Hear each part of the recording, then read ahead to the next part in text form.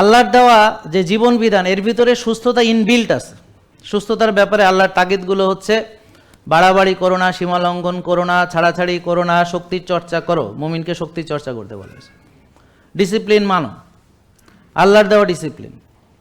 তো রাতকে রাতের মর্যাদা দাও, দিনকে দিনের মর্যাদা দাও। অযথা ভেবো না, অযথা চিন্তা করো না, তবে ভাবো।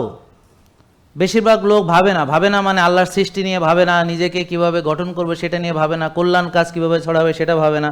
শয়তানি বুদ্ধিগুলো আছে, কিভাবে একটা লোককে বিপদে ফেলবে, কিভাবে একটা লোককে নষ্ট করবে, কিভাবে একটা ভালো কাজকে ধ্বংস করবে, এই শয়তানি বুদ্ধিগুলো আছে, কিন্তু নিজেরা ভালো কিছু করতে পারে না।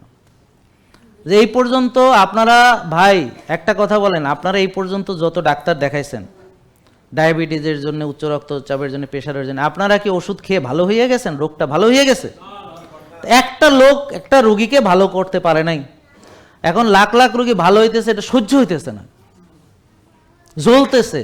হিংসা, আমার কথা বুঝতে পারছেন? হিংসায় জ্বলে পুড়ে মরছে।